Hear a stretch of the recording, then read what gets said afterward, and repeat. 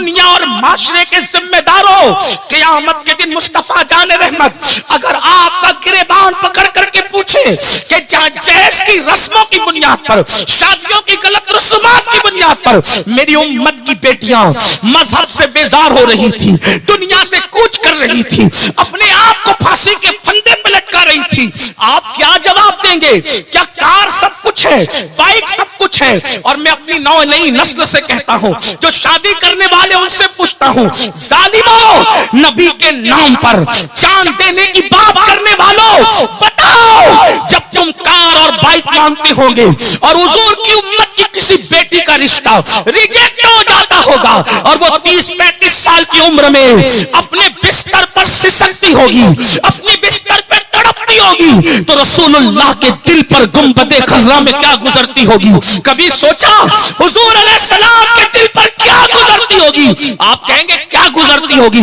मैंने कहा सुन लो, हम मुर्दा नबी का कलमा नहीं पढ़ते, हम सुन्नियों का नबी जिंदा है।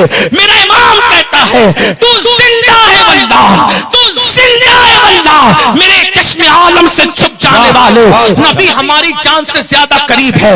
जमीन का जर्रा जर्रा, अपना अकीदा सुनो अहले सुन्नत का, जमीन का जर्रा जर्रा, चप्पा चप्पा, आसमान का तारा तारा, जो जहां है वो हर लम्हा रसूलुल्लाह की निगाह में है। हुजूर सबको देख रहे हैं, हर पल देख रहे हैं, हर लम्हा देख रहे हैं। उसकी दलील कहते हैं मेरे इमाम, शश जहत समत मुकाबिल, शबो रोज एक ही हाल, धूम बन नज्म में है आपकी बीनाई की। इसकी तशरीह नहीं करता, लेकिन याद रखना हर लम्हा दुनिया हुजूर की निगाह में है। ये महफिल अब भी हुजूर की निगाह में है, मैं बोल रहा हूं, तुम सुन रहे हो, हुजूर की निगाह में है। किस नीयत से बैठे हो? हुजूर की निगाह में है। क्यों बैठे हो? हुजूर की निगाह में है। क्यों आए हो? हुजूर की निगाह में है। वो देख रहे हैं गुंबदे खज़रा से, बल्कि वल्लाह जिस्मानी तौर पे तो गुंबदे खज़रा में है, लेकिन रूहानी तौर पर वो हमारी जानों से ज्यादा करीब है। जो मेरी जान से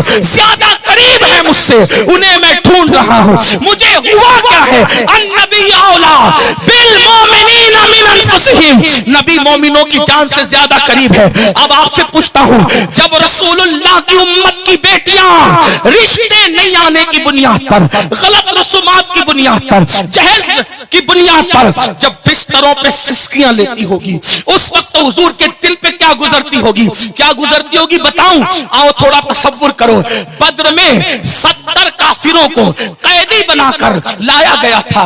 ध्यान से सुनना, हुजूर से मोहब्बत की बात करते हो, जुलूस में नारा लगाते हो, गुलामी रसूल में मौत भी कबूल है, नबी के नाम पे जान देने की बात करने वालों, लब्बैक या रसूल अल्लाह का नारा लगाने वालों, सारे नारे सराखों पर है। लेकिन सुन लो, कारें मांगते हो, बाइक मांगते हो, रात शादी को महंगी कर दिया, गरीबों की बच्चियों की आबरू के जनाजे उठ रहे हैं, बच्चियां सिसकियां ले रही है। आओ गरीबों की बच्चियों का ख्याल न करते हुए कम से कम अपने नबी का ख्याल तो करो, जाने ईमान का ख्याल तो करो, रूह कायनात का ख्याल तो करो। मुस्तफा जाने रहमत जिनका एहसान हमारे बाल बाल पर है, हमारी सांस सांस पर है, वो रसूल की शान देखो। बद्र के 70 कैदी बांध कर लाए गए हैं। आका ने फरमाया मस्जिद नबवी के सहन में इनको डाल दो। कोई जेल नहीं थी उस वक्त मुसलमानों के पास, कैदी जेल में नहीं रखे जा सकते थे। और आपको बताऊं, ये मेरे नबी की शान है, जो मुसलमान नहीं थे उनको कैदी बनाया। और सरकार ने फरमाया एक एक कैदी को एक एक आदमी अपने जिम्मे पे ले ले, और जो तुम खाओ वो उसको खिलाओ, जो तुम पहनो वो कपड़े उसको पहनाओ। लेकिन याद रखना, बात पहली रात की है। बद्र से वापस आए, मस्जिद नबवी के सहन में सबको बांध कर डाल दिया गया। तवज्जो करना, और अगर माएँ और बहनें भी मौजूद हैं, सब मान जाते हैं, औरतें नहीं मानती। कहती अभी तो बेटे की शादी, इस वक्त तो जो मिल जाएगा मिल जाएगा, आगे तो नहीं मिलेगा। भिखारन न बनो, सैयदा फातिमा की कनीज़ो ख्याल करो, सैयदा ज़ैनब की नाम लेवाओ ख्याल करो। भिखारन न बनो, कौन देगा क्या देगा रे, कौन देता है? देने को मुंह चाहिए, देने वाला है सच्चा हमारा नबी। पहली रात बद्र के वापस आने के बाद मस्जिद नबवी के सहन में बद्र के कैदियों को बांध दिया गया था। और बांधने के बाद अल्लाह के रसूल बज़ाहिर थक कर अपने हुजरे में लेटे हुए थे, तो बद्र के कैदी रस्सी बंधने की वजह से आ कर रहे थे। दुश्मन जो लड़ने आए थे, सहाबा को मारने आए थे, जब उनकी कराहने की आवाज सुनी, हुजूर आवाज देते बिलाल। बिलाल हाजिर होते, लब्बैक या रसूल।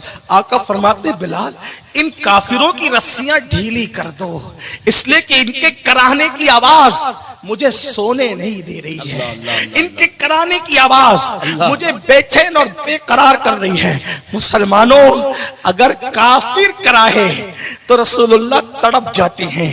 जब 35 साल की वो बच्ची गुर्बत की वजह से, जिसको अच्छा रिश्ता नहीं आता, उसका बाप आपको भीख में कार नहीं दे सकता, बाइक नहीं दे सकता, जब वो बिस्तर पर बगैर शौहर के कराती होगी तो रसूलुल्लाह के दिल पे क्या गुजरती होगी, आकाए करीम के दिल पे क्या गुजरती होगी। चैन से सोने वालों, आपसे कहता हूं ये दुनिया क्या है मेरे भाई। मेहनत की कमाई कब्र में नहीं ले जाओगे। जहेज के नाम पे भीख मांगकर वो क्या कब्र में ले जाओगे। कितने दिन तक कार चलेगी, कितने दिन तक बाइक चलेगी, कितने दिन तक टीवियां चलेगी, कितने दिन तक के ये लाखों रुपए की भीख चलेगी। एक बात जिम्मेदारी से कहता हूं, मेरी कौम के जवानों, पैसे दौलत जहेज लोगे, एक दिन वो खत्म हो जाएगा। लेकिन अगर रसूलुल्लाह की उम्मत की किसी बेटी की इज्जत की हिफाजत की नीयत से और हुजूर की खुशी की नीयत से किसी गरीब को बगैर जहेज के घर में ले आओगे तो रसूलुल्लाह के करम की नजर उठेगी, तो क़यामत तक तेरी नस्लों पर बाकी रहेगी। यहाँ भी खुश रहोगे, वहां भी खुश रहोगे। मेरी गुजारिश है, अगर झारखंड वाले जवानों सिर्फ नारों के कासिल हो तो हमें कोई दिल ठंडा नहीं है आपसे, और अगर अमल करने आए हो तो अपने नबी की खुशी के लिए जब जान कुर्बान करने की बात करते हो तो आज हैरत कर लो कि या रसूल अल्लाह, अगर मैं शादी करूंगा तो सिर्फ दुल्हन लाऊंगा, उसके साथ कुछ नहीं लाऊंगा। साथ में होगी तो आपकी खुशियां होगी, आपकी रहमत होगी, आपका करम होगा, आपकी इनायतें होगी, और जिस पर उनकी इनायतें हो गई, याद रखना इंसान देता है तो हैसियत के मुताबिक देता है, और महबूब खुदा देते हैं तो उसको देने वाला बना देते हैं। तवज्जो करना। और अगर माएँ और बहनें भी मौजूद हैं, सब मान जाते हैं, औरतें नहीं मानती। कहती अभी तो बेटे की शादी, इस वक्त तो जो मिल जाएगा मिल जाएगा, आगे तो नहीं मिलेगा। भिखारा न बनो, सैयदा फातिमा की कनीजो ख्याल करो, सैयदा ज़ैनब की नाम लेवाओ ख्याल करो। भिखारा न बनो, कौन देगा क्या देगा, रे कौन देता है, देने को मुंह चाहिए, देने वाला है सच्चा हमारा नबी। तवज्जो करना, ये जो आपको सुन्नत 14वीं सदी में समझ में आई ना, जायज सुन्नत है, वो सुन्नत नहीं है।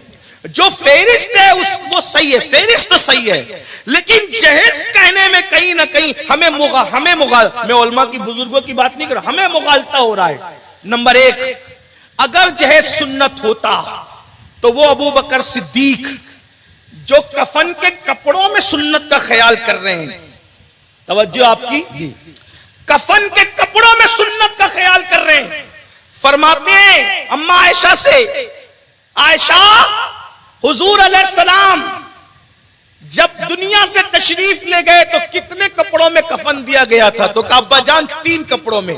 तो कहा मुझे भी 3 कपड़ों में कफन देना, ताकि जाते जाते रसूलुल्लाह की सुन्नत पर अमल हो। जो कफन में सुन्नत को मलहूज रखे वो शादी के मौके पे सुन्नत को मलहूज नहीं रखेगा।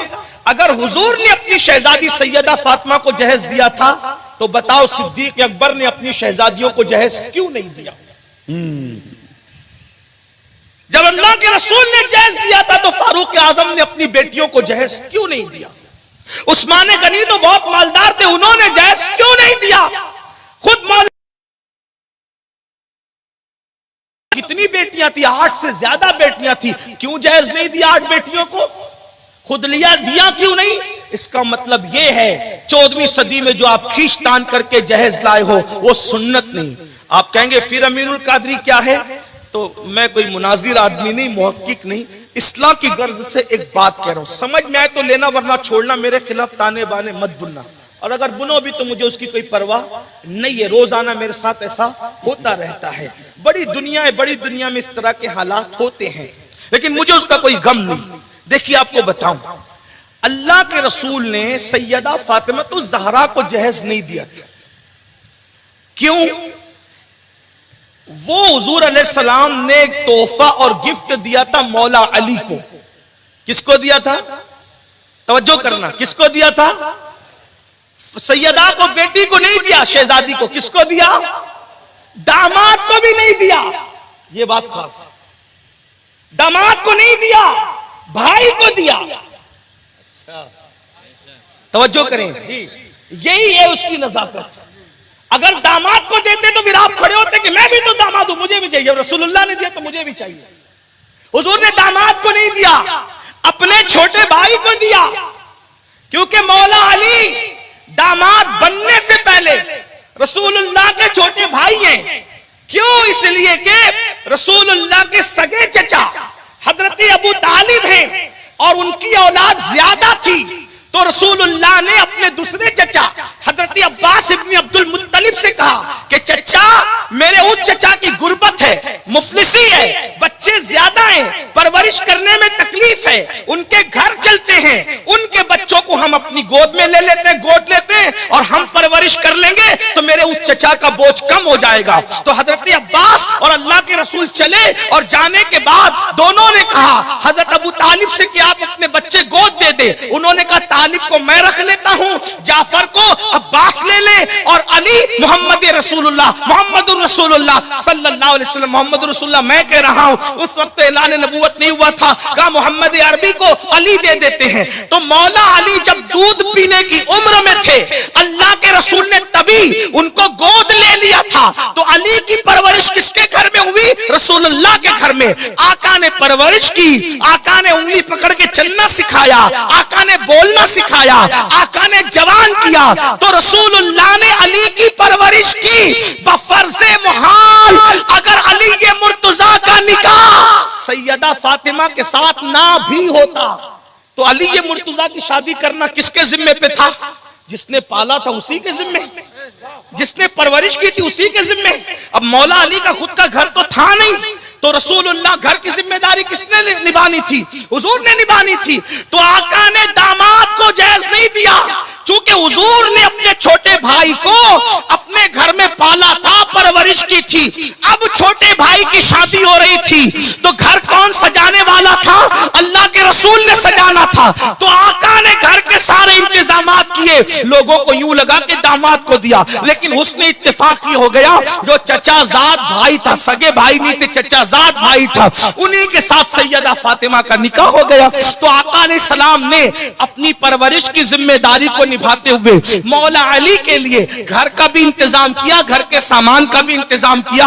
अब अगर आप कहते हैं कि रसूलुल्लाह ने भाई के लिए इंतजाम किया, तो मैं भी कहता हूं अगर आप भाई के लिए इतना खर्चा करते हैं तो मैं आपको सलाम करने के लिए तैयार हूं। इसलिए कि रसूलुल्लाह ने भाई को दिया, दामाद को नहीं दिया, क्योंकि अली ये मुर्तजा जो थे वो रसूलुल्लाह के चचाजाद थे, चचाजाद भाई थे। लोगों को मुगालता हुआ कि सैयदा फातिमा को दिया। अगर सैयदा फातिमा को दिया था तो दूसरी हदीस सुन ले। एक मर्तबा एक औरत आई अम्मा आयशा के पास, अम्मा आयशा ने उसको एक खजूर दी, उसने बराबर बराबर तकसीम की दो बेटियों में। ये देख करके अम्मा आयशा बहुत खुश हुई। तो सरकार से अर्ज की हुजूर एक औरत ने ऐसा किया। आप तवज्जो से सुनना, आका फरमाते हैं आयशा वो जो उसने बराबर बराबर खजूर तकसीम की ना, अगर दोनों बच्चियों में बराबर खजूर तकसीम न करती, कम ज्यादा तकसीम करती, तो कयामत के दिन उस खजूर की तकसीम के बारे में उससे पूछा जाता। तवज्जो कर, एक खजूर की तकसीम में अगर बराबरी न हो औलाद में तो डर है कि क़यामत के दिन पूछा जाएगा। अब मुसलमानों बताओ, हुजूर की एक शहजादी थी बल्कि चार चार शहजादी थी। अब आप कहते हैं रसूलुल्लाह ने फातिमा ज़हरा को जहेज दिया, तो अब आपको यह भी साबित करना पड़ेगा कि सैयदा ज़ैनब को भी जहेज दिया, उम्मे कुलसूम को भी जहेज दिया, हजरत सैयदा जो है वो रुकैया को भी जहेज दिया, हजरत जैनब को जहेज नहीं दिया, रुकैया को नहीं दिया, उम्मे कुलसूम को नहीं दिया, सिर्फ सैयदा फातिमा को दिया।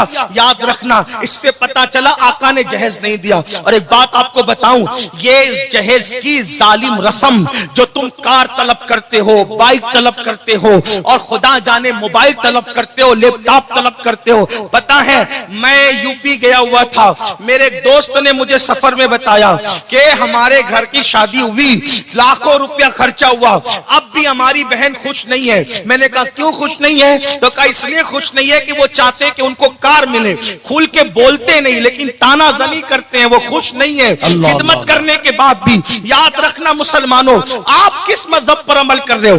दीन हक कॉन्फ्रेंस रखते हो और बातिल के नजरियात को अपना रखा है। आपसे पूछता हूं, जहेज क्या चीज है? अल्लाह अकबर। आज दर्द भरी बातें करते हो, मुसलमानों की बेटियां किसी और का हाथ पकड़ रही है। वजह क्या है? वजह सिर्फ ये नहीं कि अल्लाह अकबर जालिम का जुल्म उरूज पर है, बल्कि उनसे पहले हमारी बेजा रसूमात ने गला घोंट दिया है। बड़ी माजरत के साथ, जब आप भिखारी बन जाएंगे और आप शादी करने की बजाय भीख मांगने और डकैती करने निकलेंगे जहेज के नाम पर, तो गरीबों की बच्चियां 30-30, 35-35 साल की उम्र लेकर जब घरों में बैठेगी तो फिर क्या उनके कदम गलती की तरफ नहीं उठेंगे? ये जो अल्लाह अकबर नहरों के अंदर, दरियाओं के अंदर, समुंदरों के अंदर बेटियां डूब करके मर रही है, बच्चियां फांसी ले रही है, और नाम निहाद दुनिया और माशरे के जिम्मेदारों, क़यामत के दिन मुस्तफा जान रहमत अगर आपका गिरेबान पकड़ करके पूछे कि जहेज की रस्मों की बुनियाद पर, शादियों की गलत रस्मात की बुनियाद पर मेरी उम्मत की बेटियां मजहब से बेजार हो रही थी, दुनिया से कूच कर रही थी, अपने आप को फांसी के फंदे पे लटका रही थी, आप क्या जवाब देंगे? क्या कार सब कुछ है, बाइक सब कुछ है? और मैं अपनी नई नस्ल से कहता हूं, जो शादी करने वाले उनसे पूछता हूं, जालिमों, नबी के नाम पर जान देने की बात करने वालों, बताओ, जब तुम कार और बाइक मांगते होंगे और हुजूर की उम्मत की किसी बेटी का रिश्ता रिजेक्ट हो जाता होगा और वो 30-35 साल की उम्र में अपने बिस्तर पर सिसकती होगी, अपने बिस्तर पर तड़पती होगी, तो रसूलुल्लाह के दिल पर गुंबदे खज़रा में क्या गुजरती होगी? कभी सोचा हुजूर अलैहिस्सलाम के दिल पर क्या गुजरती होगी? आप कहेंगे क्या गुजरती होगी? मैंने कहा सुन लो, हम मुर्दा नबी का कलमा नहीं पढ़ते, हम सुन्नियों का नबी जिंदा है।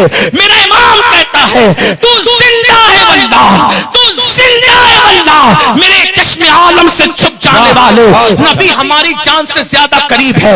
जमीन का जर्रा जर्रा, अपना अकीदा सुनो अहले सुन्नत का, जमीन का जर्रा जर्रा, चप्पा चप्पा, आसमान का तारा तारा, जो जहां है वो हर लम्हा रसूलुल्लाह की निगाह में है। हुजूर सबको देख रहे हैं, हर पल देख रहे हैं, हर लम्हा देख रहे हैं। उसकी दलील कहते हैं मेरे इमाम, शश जहत समत मुकाबिल, शबो रोज एक ही हाल, धूम बन नज्म में है आपकी बीनाई की। इसकी तशरीह नहीं करता, लेकिन याद रखना हर लम्हा दुनिया हुजूर की निगाह में है।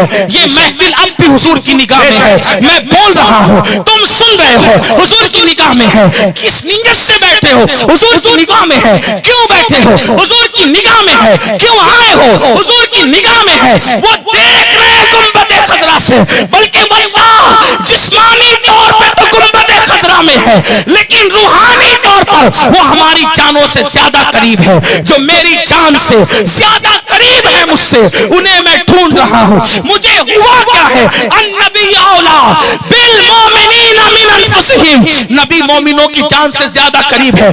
अब आपसे पूछता हूँ, जब रसूलुल्लाह की उम्मत की बेटियां रिश्ते नहीं आने की बुनियाद पर, गलत रसूमात की बुनियाद पर, जहेज की बुनियाद पर जब बिस्तरों पे सिसकियां लेती होगी, उस वक्त हुजूर के दिल पे क्या गुजरती होगी? क्या गुजरती होगी बताऊं? आओ थोड़ा तसव्वुर करो। बद्र में 70 काफिरों को कैदी बनाकर लाया गया था। ध्यान से सुनना, हुजूर से मोहब्बत की बात करते हो, जुलूस में नारा लगाते हो, गुलामी रसूल में मौत भी कबूल है, नबी के नाम पे जान देने की बात करने वालों, लब्बैक या रसूल अल्लाह का नारा लगाने वालों, सारे नारे सर आंखों पर है। लेकिन सुन लो, कारें मांगते हो, बाइक मांगते हो। रात शादी को महंगी कर दिया, गरीबों की बच्चियों की आबरू के जनाजे उठ रहे हैं, बच्चियां सिस्कियां ले रही है। आओ, गरीबों की बच्चियों का ख्याल न करते हुए कम से कम अपने नबी का ख्याल तो करो, जाने ईमान का ख्याल तो करो, रूह कायनात का ख्याल तो करो। मुस्तफा जाने रहमत जिनका एहसान हमारे बाल बाल पर है, हमारी सांस सांस पर है, वो रसूल की शान देखो। बद्र के 70 कैदी बांध कर लाए गए हैं। आका ने फरमाया मस्जिद नबवी के सहन में इनको डाल दो।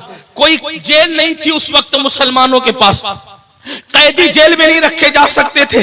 और आपको बताऊं, ये मेरे नबी की शान है, जो मुसलमान नहीं थे उनको कैदी बनाया। तो सरकार ने फरमाया एक एक कैदी को एक एक आदमी अपने जिम्मे पे ले ले, और जो तुम खाओ वो उसको खिलाओ, जो तुम पहनो वो कपड़े उसको पहनाओ। लेकिन याद रखना, बात पहली रात की है। बद्र से वापस आए, मस्जिद नबवी के सहन में सबको बांध कर डाल दिया गया। तवज्जो करना, और अगर माएँ और बहनें भी मौजूद हैं, सब मान जाते हैं, औरतें नहीं मानती। कहती अभी तो बेटे की शादी, इस वक्त तो जो मिल जाएगा मिल जाएगा, आगे तो नहीं मिलेगा। भिखारा न बनो, सैयदा फातिमा की कनीजो ख्याल करो, सैयदा ज़ैनब की नाम लेवाओ ख्याल करो। भिखारा न बनो, कौन देगा क्या देगा, रे कौन देता है, देने को मुंह चाहिए, देने वाला है सच्चा हमारा नबी। पहली रात बद्र के वापस आने के बाद मस्जिद नबवी के सहन में बद्र के कैदियों को बांध दिया गया था। और बांधने के बाद अल्लाह के रसूल बज़ाहिर थक कर अपने हुजरे में लेटे हुए थे, तो बद्र के कैदी रस्सी बंधने की वजह से आ कर रहे थे। दुश्मन जो लड़ने आए थे, सहाबा को मारने आए थे, जब उनकी कराहने की आवाज सुनी, हुजूर आवाज देते बिलाल। बिलाल हाजिर होते, लब्बैक या रसूल। आका फरमाते बिलाल इन काफिरों की रस्सियां ढीली कर दो, इसलिए कि इनके कराहने की आवाज मुझे सोने नहीं दे रही है, इनके कराहने की आवाज मुझे बेचैन और बेकरार कर रही है। मुसलमानों, अगर काफिर कराहे तो रसूलुल्लाह तड़प जाते हैं। जब 35 साल की वो बच्ची गुर्बत की वजह से, जिसको अच्छा रिश्ता नहीं आता, उसका बाप आपको भीख में कार नहीं दे सकता, बाइक नहीं दे सकता, जब वो बिस्तर पर बगैर शौहर के कराती होगी तो रसूलुल्लाह के दिल पे क्या गुजरती होगी, आकाए करीम के दिल पे क्या गुजरती होगी। चैन से सोने वालों, आपसे कहता हूं ये दुनिया क्या है मेरे भाई, मेहनत की कमाई कब्र में नहीं ले जाओगे। जहेज के नाम पे भीख मांगकर वो क्या कब्र में ले जाओगे। कितने दिन तक कार चलेगी, कितने दिन तक बाइक चलेगी, कितने दिन तक टीवियां चलेगी, कितने दिन तक के ये लाखों रुपए की भीख चलेगी। एक बात जिम्मेदारी से कहता हूं, मेरी कौम के जवानों, पैसे दौलत जहेज लोगे, एक दिन वो खत्म हो जाएगा। लेकिन अगर रसूलुल्लाह की उम्मत की किसी बेटी की इज्जत की हिफाजत की नीयत से और हुजूर की खुशी की नीयत से किसी गरीब को बगैर जहेज के घर में ले आओगे तो रसूलुल्लाह के करम की नजर उठेगी, तो क़यामत तक तेरी नस्लों पर बाकी रहेगी। यहाँ भी खुश रहोगे, वहां भी खुश रहोगे। मेरी गुजारिश है, अगर झारखंड वाले जवानों सिर्फ नारों के काजी हो तो हमें कोई दिल ठंडा नहीं है आपसे, और अगर अमल करने आए हो तो अपने नबी की खुशी के लिए जब जान कुर्बान करने की बात करते हो तो आज हैरत कर लो कि या रसूल अल्लाह, अगर मैं शादी करूंगा तो सिर्फ दुल्हन लाऊंगा, उसके साथ कुछ नहीं लाऊंगा। साथ में होगी तो आपकी खुशियां होगी, आपकी रहमत होगी, आपका करम होगा, आपकी इनायतें होगी, और जिस पर उनकी इनायतें हो गई, याद रखना इंसान देता है तो हैसियत के मुताबिक देता है, और महबूब खुदा देते हैं तो उसको देने वाला बना देते हैं। जबरदस्ती नहीं। बोलो आज की इस महफिल में कौन जवान हिम्मत करता है, मेरे लिए नहीं, अमीनुल कादरी के लिए, अपने नबी की खुशी के लिए। हुजूर देख रहे हैं, कौन हाथ उठाकर ये वादा करता है कि मैं सिर्फ दुल्हन लाऊंगा, साथ में कुछ नहीं लाऊंगा। सुसर उठा के रखो ताकि अल्लाह भी गवाह रहे, फरिश्ते भी गवाह रहे। हुजूर गुंबदे खजरा से देख रहे हैं, बगदाद से मेरा गौस देख रहा है, अजमेर मोहल्ला से गरीब नवाज। जरा हाथ उठा के रखें, इनकलाब आना चाहिए। जलसों का मकसद सिर्फ सैर और तफरी नहीं है। उठा के रखो, फरिश्तों की फहरिस्त में अपना नाम दर्ज करवा लो। कितने लोग हैं सिर्फ दुल्हन लाऊंगा, जहेज साथ में नहीं लाऊंगा, सुसर देना भी चाहेगा और कहूंगा तू जब चाहे तेरी बेटी को देना, शादी के मौके पे नहीं लूंगा। कितने लोग हैं, मुझे सिर्फ नबी की खुशी चाहिए, मुझे सिर्फ नबी की रजा चाहिए। ये रसूलुल्लाह देख रहे हैं, अल्लाह उठा के रखिए, थोड़ा ऊपर उठाइए, हो सके तो दोनों हाथ उठाइए। हाँ सुभान अल्लाह, माशाअल्लाह, कुर्बान जाए। या अल्लाह, हाथ उठाना इनका काम है और इन हाथों का भरम रखना तेरी शान करीमी पर है। याद रखना, मैं कोई बड़ा आदमी नहीं हूं और ना मैं अपनी सियादत का, उठा के रखिए, ना मैं अपनी सियादत का झुनझुना बजाने का आदी हूं, लेकिन इतना जरूर कहता हूं, ऐ मेरी कौम के जवानों, तुमने मेरा दिल खुश कर दिया। अगर तुम मुझे करोड़ों रुपए भी देते, वल्लाह मैं इतना खुश ना होता जो इस पर मैं खुश हूं। इसलिए कि ये जितने हाथ उठे हैं, सैकड़ों मेरी कौम की बेटियों की आबरू महफूज हो जाएगी। याद रखना, मेरा उस खानदान से ताल्लुक है जिसमें नस्ब फातिमा और अली पे जाकर इंतहा को पहुंचता है। अगर अल्लाह ने कल मुझे कोई मकाम अता किया तो इन जवानों की जरूर मैं सिफारिश करूंगा कि अल्लाह तेरे महबूब की खुशी के लिए इन लोगों ने कौम की बेटियों की आबरू बचाने का वादा किया था। ये तो जिनकी शादी होने वाली वो, अब वो लोग बड़े लोग, आप हाथ उठा के रखिए, हाथ उठा के रखना है, लेकिन अब वो बड़े लोग जो अपने बेटों की शादी करोगे तो कितने हैं कि मैं समझी से कोई जहेज नहीं मांगूंगा, ना मांगूंगा ना लूंगा। मेरे शहर माले गांव के अंदर जब ये शुरू हुआ, ऐसी शादियां शुरू हो गई है। लोगों ने कहा हम फकीर है क्या नहीं दे सकते, कहा तू फकीर अमीर है तू जान, मैं बेटी के सिवा कुछ नहीं लेकर के जाऊंगा। हमारे शहर में सिलसिला शुरू हो गया है। झारखंड वालों, अल्लाह तुम्हें हमेशा आबाद रखे, बीबी ज़हरा की चादर के साए में रखे, रसूलुल्लाह की चादर करम के साए में रखे। अल्लाह जब तक चांद और सूरज निकलते डूबते रहे, इन हाथ उठाने वालों के घरों को खुशियों से आबाद करना, लेकिन अमल भी करना होगा। एक बात आपको बताऊं, जज़ाकुमुल्लाह खैर, एक बात आपको बताऊं, या अगर कोई, अल्लाहु अकबर, या रसूल अल्लाह जिंदाबाद, अगर कोई हुजूर की खुशी के लिए समझौता कर ले अपनी ख्वाहिशात से, करम क्या होता है? बात पलट गई, नाजिम साहब ने इशारा किया तो मैं उसी तरफ पलट गया। लेकिन आप एक बात सुनिए, देखो एक और मसला, ये जो लिख रहे हैं ना, लिख रहे हैं, ये हो रहा है, वो लिखने से सिर्फ लिखो, अच्छी बात, काम नहीं चले। सिर्फ जलसों में बोलेंगे तो काम नहीं चले भाई, जब मुकर्रिर खुद जायज लेगा तो फिर काम नहीं बनेगा। माफ कीजिएगा, खूगरे हमदो से थोड़ा सा गिला दो। हाँ हाँ, ऐसा नहीं चलेगा, खुद से शुरू करना पड़ेगा। जी जी जी, वरना हम कहते हैं तुम सुधरो, तुम कहते हैं हम सुधरो, तो तू और तू के अंदर मामला खराब है। मैंने मुखलिस बनना है क्योंकि मेरी आखिरत मैंने दुरुस्त करनी, हमें खुद शुरू करना पड़ेगा, वरना नहीं तो सबको कहेंगे नहीं नहीं आप नहीं करे, और उसके बाद नहीं मेरी बीवी नहीं मान रही थी, तो जो अल्लाह की मर्जी के आगे बीवी की मर्जी को चलाए, फिर मैं नहीं समझता कि उसको मिंबर पे बैठने का कोई हक है। हक है, हक है, हक है, बात है, वाह, नहीं है उसका बैठने का हक, क्योंकि जो अल्लाह की मर्जी पे कुर्बान हो जाए, वल्लाहु व रसूलुहु अहक्कु अन युरदू, अल्लाह रसूल ज्यादा हकदार है कि उन्हें राजी किया जाए। जिसकी बीवी उसकी मर्जी के आगे जाती हो तो फिर वो बंदा पब्लिक को कैसे कंट्रोल, जो बीवी की तरबियत न कर सका वो पब्लिक की तरबियत करने का क्या हक रखता है? ये बात मेरी माजरत के साथ, इसलिए पहले आपको खत्म करना पड़ेगा। नंबर दो, ये जो हर एक बच्चे के दिमाग के अंदर ये बात है ना, मुझे गोरी लड़की चाहिए और लड़कियों के दिमाग में मुझे गोरा लड़का चाहिए, और मेरे मेयार का चाहिए, मैं डॉक्टर तो लड़की भी डॉक्टर, लड़की डॉक्टर तो लड़का भी डॉक्टर, ये नहीं। एक बात याद रखना, आपको कहीं ना कहीं समझौता करना पड़ेगा।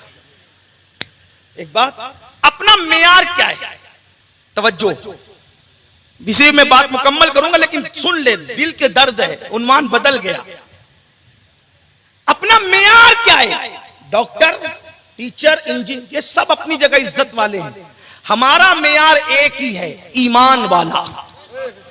वाह, बस जी जी, इससे बड़ी कोई डिग्री नहीं है। डॉक्टर की डिग्री, टीचर की डिग्री, इंजीनियर की डिग्री, मास्टर की डिग्री, पायलट की डिग्री, लॉयर की डिग्री, बैरिस्टर की डिग्री, सब कब्र के बाहर रहेगी। ईमान की डिग्री कब्र के अंदर जाएगी, और ये वो डिग्री है जो जन्नत तक ले जाएगी। और ईमान की डिग्री जो कब्र में ले जाए, मेरे इमाम कहते हैं जो ईमान की डिग्री कब्र तक ले जाएगा तो उसका इज्जत करेंगे, एहतराम करेंगे। कहते नकीरैन करते हैं ताजीम मेरी, फिदा होकर तुझ पे ये इज्जत मिली है। सिर्फ मोमिन देखो, मोमिन काला हो, गोरा हो, काली हो, गोरी हो। एक बात याद रखना, मैंने बहुतों को, मेरे दोस्त तो ऐसे हैं जो मेरी बचपने में बड़े खूबसूरत थे, अभी वो मुझे उतने अच्छे नहीं दिखते। पेट बड़ा हो गया, मोटे हो गए, और जो वो दांतों में भी गैप हो गया, पहले नहीं था, पता नहीं कैसे हो गया, ऐसा है। उसके बाद कुछ लोग उस वक्त तो अच्छे नहीं दिखते थे, अभी बहुत अच्छे दिखते हैं। उम्र के साथ साथ सेहत बदलती है। कोई जरूरी नहीं 18 साल की उम्र में जो जैसा दिखे वो 40 साल की उम्र में भी वैसा ही दिखे, ऐसा जरूरी नहीं। इसलिए काला गोरा छोड़ो, हुस्न क्या है? अस्ल हुस्न रसूलुल्लाह की वफादारी है। उस सिलसिले में एक हदीस सुन लो, आपका ईमान ताजा हो जाए। माशाअल्लाह। मदीने मुनव्वरा में एक सहाबी है जिनका रंग पक्का है। हुजूर को खुश करने के लिए अपनी ख्वाहिशात से जो समझौता कर ले, हुजूर उसको कितना नवाजते। कुर्बान में उनकी बख्शिश पर, मकसद भी ज़बां पर आया नहीं, बिन मांगे दिया और इतना दिया, दामन में हमारे समाया नहीं। बेशक मैं कौम की बेटियों से भी कहता हूं, मेरी बच्चियों अगर ज्यादा पढ़ लिया है, अगर आप सोचिए कि मुझे भी पढ़ा लिखा चाहिए, नहीं मिलेगा पढ़ा लिखा तो मैं दूसरे के घर में झांकूंगी, ऐसा नहीं, हुजूर का दिल दुखेगा। और एक बात आपको कहूं, ये दीन हुजूर का घर है। दीन एक कॉन्फ्रेंस है ना जी, ये हुजूर का घर है। जो दीन में है वो हुजूर के घर में है, जो दीन में है वो हुजूर के किले में है, जो दीन में वो हुजूर की पनाह में है। हुजूर का घर छोड़ के मत जाओ, याद रखना, आका का घर छोड़ के मत जाओ। जो हुजूर का घर छोड़ के जाएगा, यहां भी जलील होगा, वहां भी जलील होगा। एक लखनऊ वाला छोड़ के गया, कुत्ते भी नहीं पूछ रहे उसको। आज भीख मांग रहे हैं तो कोई उसको भीख देने तैयार नहीं। जी जी जी। मेरे इमाम के दो मिसरे याद आते, जो तेरे दर से यार फिरते हैं, दर बदर यूं ही हर दर पे पड़ रहो, काफिला तो ऐ रज़ा अव्वल गया आखिर। लोग आते जाते रहेंगे, हुजूर के कदमों में पड़े। बेटियों से कहता हूं कितना ही पढ़ लो, समझौता कर। मिल गया डिग्री वाला तो अच्छा, नहीं मिला बस मोमिन देखो, ईमान वाला है, काफी है। बस चमड़ियां मत देखो, चमड़ियां भी उतार चढ़ाव होता रहता है, याद रखना। तो एक सहाबी थे, और सहाबी को हम काला तो नहीं कहते क्योंकि हमारा पूरा मसलक है, इसको मोहब्बत है, अदब है, अद्दीन कुल्लुहु अदब, लेकिन उनका रंग पक्का था। अब समझ गया आप मैं क्या कहना चाहता हूं, रंग पक्का था। और हुजूर अलैहिस्सलाम उनसे अक्सर मजाक फरमाते थे, जैसा कि हुजूर अलैहिस्सलाम की शान। हुजूर अलैहिस्सलाम बहुत मुस्कुराते थे, जिसकी तस्कीर से रोते हुए हंस पड़े, उस तबस्सुम की आदत पे लाखों सलाम। ये स्टेज पे मुंह लटकाने की बिदअत 14वीं सदी के बाद शुरू हुई है, वरना हमारा हर बुजुर्ग जिंदा दिल था। सही है, हाँ, हर बुजुर्ग जिंदा दिल, खुश दिल था। अभी मुंह लटका करके बैठने को लोग तकवा समझते, ये कोई तकवा नहीं। तकवा हाउन। फारूक आजम के दौर में एक बंदा गर्दन झुका के बैठता था, फारूक आजम ने उसकी गर्दन पे मुक्का मारा और फरमाया, रियाकार तकवा गर्दन में नहीं है, दिल में है। गर्दन झुकाने की बजाय दिल झुका, तकवा दिल में रहता है। तो इसलिए थोड़ा रियाकारी से भी हम बचे। बहरहाल हुजूर की आदत थी मजाक करने की, अगर ये उन्वान छेड़े तो बड़ा मजा आएगा, लेकिन वक्त नहीं, हजरत तशरीफ लाने वाले, और मैं अपनी गुफ्तगू समेट लूं ताकि बात पूरी हो जाए। हुजूर अलैहिस्सलाम की आदत थी उनसे मजा, उनके होंठ मोटे मोटे, दांत बड़े बड़े, रंग उनका पक्का था। एक दिन आका ने कहा, तू शादी क्यों नहीं करता, तू शादी नहीं करता, तू इतना बड़ा हो गया। उन्होंने अर्ज किया, रसूलल्लाह मेरे माँ बाप आप पे कुर्बान, मुझे कौन बेटी देगा। यहाँ के मदीने के लोग मालदार हैं और वो लोग गैर मदनी को बेटी नहीं देते। मदीने वाले गैर मदनी को, ये दौर था, वहां शादी हो जाएगी तो फिर वो रिवायत बड़ी मशहूर है बुखारी शरीफ की, पहली हदीस, और उसकी तफसील आप सुनते हैं इफ्तिताह बुखारी के अंदर। तो उन्होंने कहा, या रसूलल्लाह मुझे कौन देगा, मेरा रंग तो देखे ना आप, मेरे होंठ देखे, मेरे दांत देखे, मेरा खुद का मकान नहीं है, यहाँ के लोग खुशहाल है, मालदार है, खजूरों के बाग है, उनके दरख्त हैं, बेटियां खूबसूरत है, अब मेरे आका की शान, अल्लाह अल्लाह। हुजूर ने फिर कहा, और तू शादी क्यों नहीं करता। वो रो पड़े। पहले तो उन्होंने जवाब दे दिया, दोबारा कहा, रो पड़े। और मेरे आका की ये शान है, हुजूर अलैहिस्सलाम किसी की आंखों में आंसू नहीं देख सकते।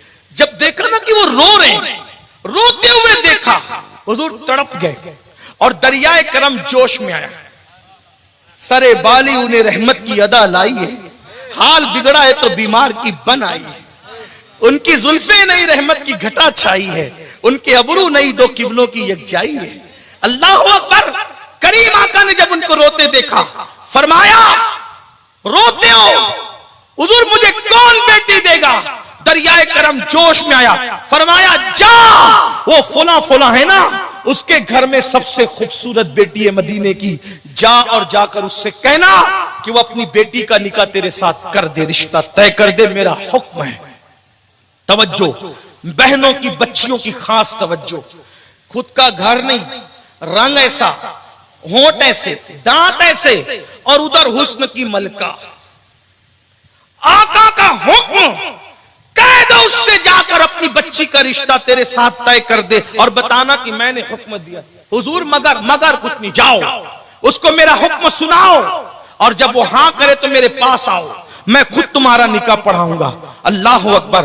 दौड़े दौड़े गए, आज तो भाग जगे, नसीब खुले, मेरी बिगड़ी बन गई, एक इशारे अबरू से बात बन गई बात, उनका करम हो गया, शाख नखले तमन्ना हरी हो गई। अल्लाह अकबर। गए, दस्तक दी, अंदर से आवाज आई, कौन? फुला। दरवाजा खुला, बात क्या, शुरुआत कैसे करें? कहा आका ने आपको सलाम कहा, हुजूर ने मुझे सलाम कहा। सुभान अल्लाह। कोई और बात? सलाम कहे, हाँ। और कोई बात? सलाम का और कोई बात? आपकी बेटी का रिश्ता भेजा है। किसके साथ? मेरे साथ। ऊपर से नीचे तक देखा, और हुस्न की मलका, खूबसूरत बेटी का सरापा, और उनका मुस्तकबिल आंखों में घूम गया। एक पक्के रंग, मोटे होंठ, बड़े दांत, बगैर मकान, बगैर कारोबार के एक इंसान के साथ बेटी का मुस्तकबिल बांध दूं बगैर सोचे समझे? हां कर दो, हां करूंगा तो बेटी को कैसे मनाऊंगा? फौरन ईमान ने झिझोड़ा, और अगर ना करो तो ईमान जाने का खतरा। हुजूर के फैसले पर अपने फैसले को तरजीह दूं? ना। हां करता हूं तो बेटी को कैसे मनाऊं, ना करता हूं तो अल्लाह को कैसे मना सकूंगा? इसी पशो पेश में रुको, ठहरो, अपनी बीवी से मशवरा कर लो, हां करे कि ना। बीवी के पास आए, देखो ऐसा ऐसा रंग, ऐसे ऐसे होंठ, ऐसे ऐसे दांत, मगर हुजूर का हुक्म है, हुजूर का हुक्म है। दोनों परेशान, हां करते तो बेटी को कैसे मनाएं, ना करते अल्लाह को कैसे राजी करें? ऐसे में दोनों पशोपेश में थे। बेटी आई, बाप और मां का दामन पकड़ा। बेटी, उस दौर की बेटी, रसूलुल्लाह की वफादार बेटी, हुजूर की उम्मत की वफादार बेटी, इस उम्मत की आबरू बेटी। कैसी बेटियां थी वो, नाज है उन बेटियों पर, कयामत तक मुसलमान उन बेटियों पे नाज करते रहेंगे। मेरी बेटियों की तवज्जो चाहता हूं, बहनों की तवज्जो चाहता हूं। माँ बाप को कहा, अम्मी बाबा कुछ सोचने की जरूरत नहीं, कोई गौर करने की जरूरत नहीं, बस बात इतनी है ना, आका का हुक्म है, आने वाले को मत देखो। देखो बेटियों की फिक्र, आने वाले को मत देखो, भेजने वाले खुदा के महबूब को देखो। बाबा तेरी बेटी कितनी खुशनसीब है, किसी का रिश्ता माँ तय करती है, किसी का रिश्ता बाप तय करता है, किसी का रिश्ता दादा दादी तय करते हैं। तेरी बेटी का रिश्ता हबीबे खुदा ने तय किया है, महबूब एला ने तय किया है, अल्लाह के महबूब ने तय किया है, उन्हीं पे छोड़ दो। अब वो बेटी कहती है, सारे गम के कड़वे घूंट पी लूंगी, सारे गम के कड़वे घूंट पी लूंगी, रसूलुल्लाह को नाराज नहीं कर सकती। मैं घर में नहीं, दरख्तों के साए में जी लूंगी, लेकिन जाने ईमान को नाराज नहीं कर सकती। मैं मालदार बाप की बेटी, बदन पर पेवन वाले कपड़े लगा करके जिंदगी गुजार लूंगी, हुजूर को नाराज नहीं कर सकती। उनकी खुशी में हर खुशी हमारी है, वो खुश है तो सब खुश है। जाओ बाबा कह दो उससे कि हमने हाँ कर दिया है। अल्लाह अल्लाह, फिर हाँ हो गया, निकाह हुजूर ने पढ़ाया। जब रुखसती का वक्त आया तो अल्लाह के रसूल ने उस बच्ची के सर पे हाथ रखकर फरमाया, तूने मेरी खुशी का ख्याल किया ना, खुदा तुझे आबाद करे। ऐ, हाय हाय हाय, बहुत अच्छा। इनायत का जोड़ा, इजाबत का सेहरा, दुल्हन बन के निकली तो आए मोहम्मद। इजाबत ने झुककर गले से लगाया, बड़ी नाज से जब दुआए मोहम्मद। आका ने तो, जिसकी नजर उठने पे किबला बदल जाता है, उसकी दुआओं से तकदीर न बदलेगी। बगैर घर के, बगैर कारोबार के, पक्के रंग के शौहर के साथ इसलिए निकाह हो रहा है, हुजूर की खुशी, हुजूर खुश हो जाए। आका ने दुआ दी, खुदा तुझे आबाद रखे। चंद ही दिन गुजरे, वल्लाह हदीस उठाकर पढ़े किताब में, मैंने तो बतौर मफहूम अल्लामा अरशदुल कादरी के लबो लहजे में पढ़ दिया, लेकिन यह बात याद रखें, असल हदीस की किताब की तरफ रुख करेंगे तो आपको पता चलेगा। चंद ही दिन गुजरे थे, हुजूर की दुआ आबाद रखने, आबाद रहने की, हुजूर की दुआ। खुद का मकान हुआ, खुद का कारोबार हुआ। वो मियां बीवी इतने मालदार हो गए कि मदीने मुनव्वरा में औरतें बातें करती थी कि सबसे ज्यादा पूरे मदीने में अगर कोई पैसा खर्चा करता है तो वो दोनों मियां बीवी खर्चा करते हैं, जिनके पास कुछ नहीं था। ये सिर्फ हुजूर की दुआ का असर था। मैं भी कौम की बेटियों से कहता हूं, अगर निबाह कर लो किसी गरीब के साथ, हुजूर खुश हो जाए। निबाह कर लो किसी पक्के रंग के आदमी के साथ, हुजूर खुश हो जाए। आपसे भी कहता हूं, निबाह कर लो किसी गरीब के साथ, हुजूर खुश हो जाए। तो मेरे भाइयों, हुजूर की दुआ मिलेगी। सास ससुर की भीख वाले जहेज से अच्छा है कि दामन में रसूलुल्लाह की दुआ मिल जाए। जिसके दामन में हुजूर की दुआ है, उसके दामन में क्या चीज की कमी है? ये दरबारे मोहम्मद है, यहां मिलता है बेमांगे।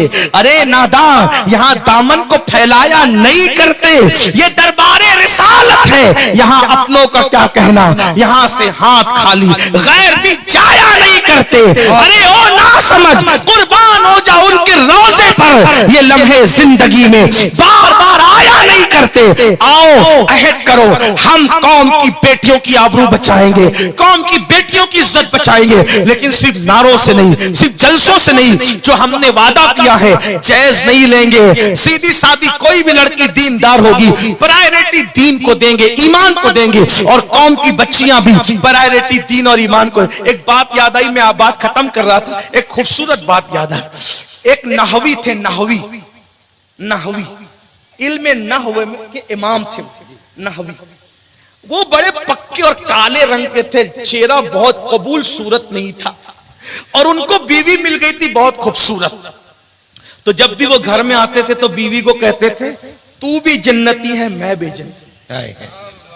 तवज्जो है जी। जन्नती बनने के नुस्खे आपने बहुत सुने होंगे, आज थोड़ा सा मुझसे भी सुन।